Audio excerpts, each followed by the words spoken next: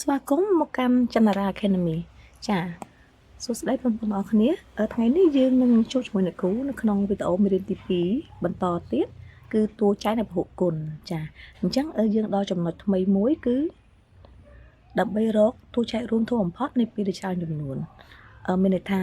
ការរកតួចែករួមធំបំផុតនៃពីរច្រើនចំនួនហ្នឹងចាយើងពិនិត្យមើលពាក្យកន្លឹះរបស់យើងណាអូនតួចែករួមវាអាចមានគ្នា2នេះឬច្រើនជាងនឹងចាអញ្ចឹងដើម្បីរកតួចែករួមពាក្យថារួមហ្នឹងវារបស់តែមួយអូនចាអញ្ចឹងប្រធានគេឲ្យយើងមកគាត់ជាមានគ្នាពី2នាក់ឡើងណាហើយយើងមករកតួចែករួមរបស់វាអញ្ចឹងថាតើចំនួន2ហ្នឹងឬក៏ចំនួនលើសពី2នាក់ហ្នឹងវាអាច3 4នាក់ហ្នឹងមានតួចែករួមរបស់វាហ្នឹងធំបំផុតប៉ុន្មាន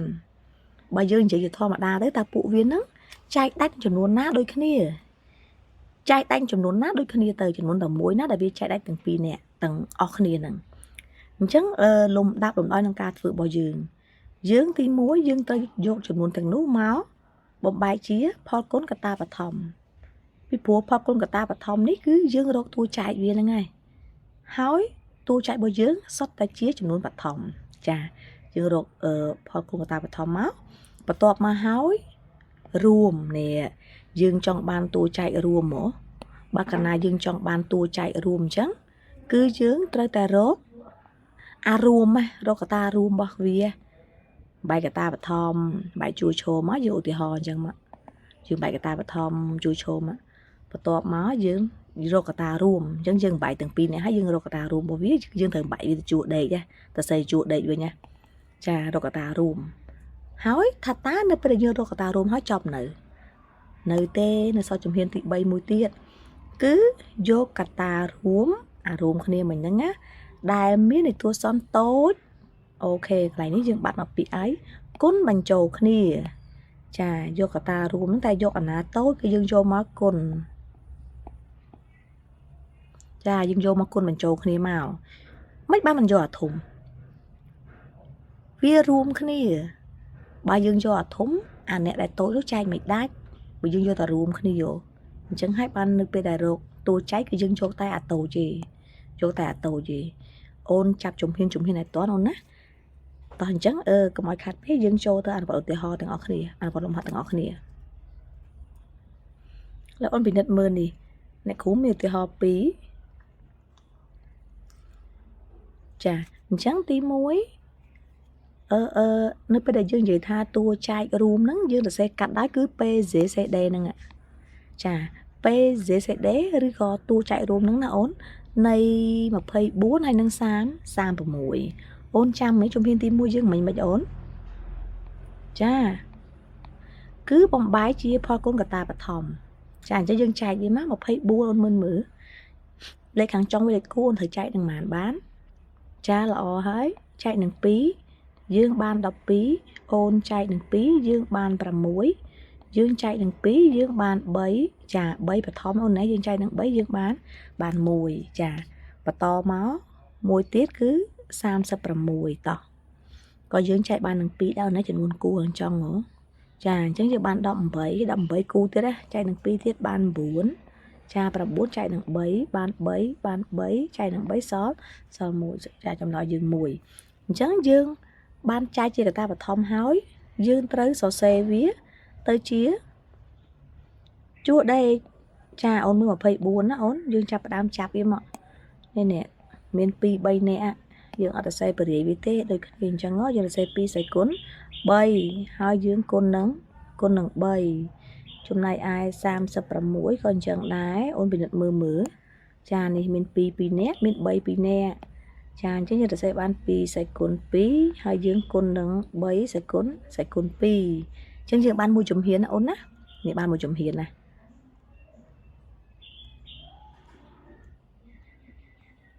បានមួយជំហានហើយគឺបំបែកជាផលគុណកតាបឋមដល់ទី2យើងត្រូវរកកតារួមនេះ2ដូចគ្នាចាយើងដាក់ពណ៌វគ្គទៅតែម្ដងនេះដូចគ្នាអានេះក៏ដូចគ្នាដែរចាតោះគូកតារួមហើយចាប់ផ្ដើម យកកត្តារួមនេះអូននេះយកកត្តារួមដែលមាននៃតួសំតូចហើយយើងគុណបញ្ចូលគ្នាឥឡូវមើលរួមរបស់យើងណាវាមាន2សេគុណ3ហើយនឹង2សេគុណ2អាណាតូចអូនមើលអូនមើលអាណាតូចពេលសេដីនៃ2436យើងចាគឺយើងយក2សេគុណ2អាតូចដល់ពេលមកគូទៀតនេះអារួមមួយទៀតនេះអូនមើលណាគេតូចចាគឺ3តោះយើងចាប់តាមគុណបញ្ចូលគ្នាទៅ2ការ៉េយើង4គុណនឹង3គឺ10 12ចាអញ្ចឹងមានន័យថាតួចែករួមរបស់24និង36នឹងគឺស្មើនឹង10 12នឹងចាតើយើងចូលទៅឧទាហរណ៍មួយទៀតគឺយើងរកតួចែករួមដដែលទី1ហ្នឹងគឺ45ចាអូនសាកអំបែកមកអូនបែកព្រៀងមើលឲ្យចាំផ្ទៀងមួយអ្នកគ្រូមើលហើយនឹងមួយទៀតគឺ100ហើយក្នុងការចែកកត្តាបឋមហ្នឹងយើងចែកពីតូចមកធំអូនណាចាតើអូនមើល45មានចែកប៉ុន្មានបានអូន2បានទេអត់ទេព្រោះខាងចុងមិនគូផងបន្តពី2 3អូនបូកចូលគ្នាសិនបូកមើលអូខេឃើញ9យើងចែកនឹង3តោះ3បាន10 15យើងចែកនឹង3ទៀតបាន5បាន1ចាតោះ100អូន2ចម្លើយ50ប្រគូតអូនចែកនឹង2ទៀតបាន20 25ចែកនឹង5បាន5ចែកនឹង5បាន1ចាតោះទៅសេជួដេកអូនអញ្ចឹងយើង45យើងដាក់ថាស្មើនឹង2សំទោស45គឺយើងបាន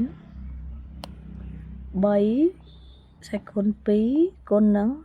5ដល់ពេល100នេះយើងបាន2ការ៉េគុណនឹង5សេគុណ2 5ការ៉េនឹងដែរចាតោះជំហានទី1អាហ្នឹងណាអូនបែកកត្តាបឋមតោះជំហានទី2រកកត្តារួមអ្នកដូចគ្នាអូនចានេះ5ដូចគ្នាអូនមើលនេះ2និង3នេះគ្រូយកគូសបានទេអូន2និង3នេះដូចគ្នាអត់អូនចាអត់ដូចទេ1 3 1 2ហ្នឹងអញ្ចឹងយើងអត់ចូលទេយកកត្តារួមទេអញ្ចឹងពេលនេះ45ហើយនឹង100យើងមានកត្តារួមតែមួយទេណាអូនចាអញ្ចឹងចម្លើយរបស់យើងគឺប៉ុន្មានតែម្ដងអូនហ្នឹងចាអញ្ចឹងពេលសេដីរបស់យើងនៃ45ហើយនឹង100ហ្នឹងគឺចាគឺស្មើ5តែម្ដង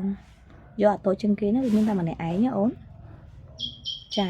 អញ្ចឹងអ្នកគ្រូមានកិច្ចការផ្ទះណាអូនបងប្អូនសូមចូលរួមធ្វើកិច្ចការផ្ទះទាំងអស់គ្នាចាអរគុណច្រើន